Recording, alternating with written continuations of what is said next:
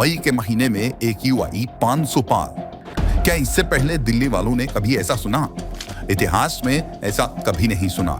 पिछले 10 साल में तो कम से कम नहीं।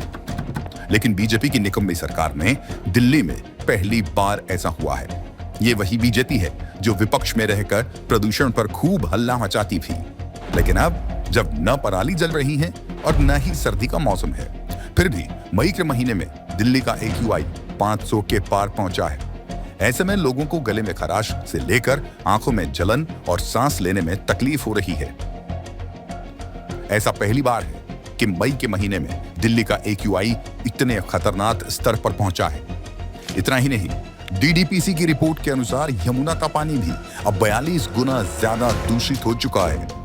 और दिल्ली की 4 इंजन की सरकार के पास पॉल्यूशन को कंट्रोल करने के लिए कोई योजना ही नहीं है। CM रेखा गुप्ता बताएं, क्या दिल्ली का दम यूं ही घुटता रहेगा? बीजेपी जब से दिल्ली की सत्ता में आई है, दिल्ली का बेड़ा गर्क करने पर तुली है। पहले भीषण गर्मी में घंटों पावर कट से जनता को बेहाल किया। स्कूल माफियाओं की जेब भरने के लिए प्राइवेट स्कूलों को फीस लूट की छूट दी। फिर बिजली के दाम बढ़ाए और अब दिल्ली में खराब हवा की मार। असल में 4 इंजन की इस खटारा सरकार ने दिल्ली को धुआं धुआं कर दिया है। बीजेपी हर मोर्चे पर फेल साबित हो रही है। उसे आपकी योजनाओं का नाम बदलकर अपनी पीठ थपथपाने के अलावा कोई और काम नहीं आता।